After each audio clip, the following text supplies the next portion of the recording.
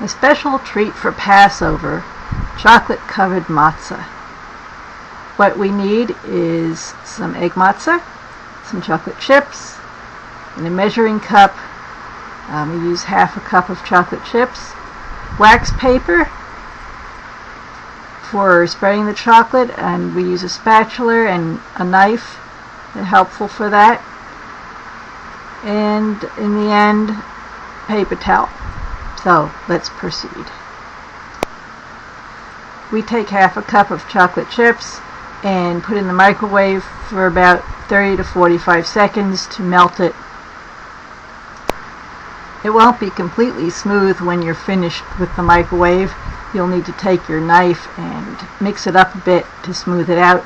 And if you feel like it needs another 10 or 15 seconds, just stick it back in the microwave.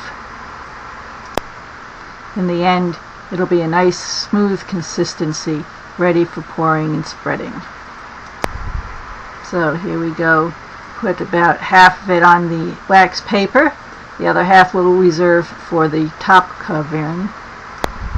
Use the spatula to spread the chocolate out to about the size of your piece of matzah. When you've got it the right size, still warm and soft, just place the matzah gently on the bed of chocolate. Press down, make sure all areas of the matzah are covered. You may want to actually lift the wax paper a bit and fold it over the edges and press from underneath to make sure you get all the nooks and crannies coated with that chocolate. Then you can proceed with the remaining chocolate to cover the top of the matzah. Spread it with the spatula and the knife as needed. Try to get a good even coat all the way to the edges. If you find that the chocolate is stiffening up at this point and hard to spread, you can stick it in the microwave. Just pick up the whole wax paper and matzah, chocolate covered, and just stick it in there for 10 seconds or so. It'll be nice and soft and easy to cover the remaining edges. Again, the knife or the spatula, whichever works best for the last bits. And there we are, the finished coated matzah, top and bottom, ready for the fridge. The fridge, of course, will stiffen the chocolate, and you may just need a few minutes or an hour or so, until you're ready to use it.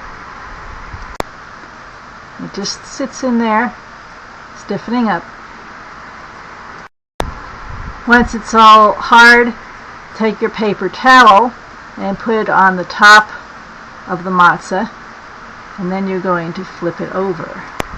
So here we have it flipped over. The wax paper is now on the top. Lay it down on your surface and proceed with gently peeling off the wax paper. When the wax paper's been peeled off, gently place it back down and flip it back so the bottom is on the bottom and the paper towel is on the top. You can clean up the edges, gently breaking off any excess chocolate, making it nice and neat. There's some of the excess chocolate, and I always save that excess chocolate. Pour it back into that measuring cup for future use.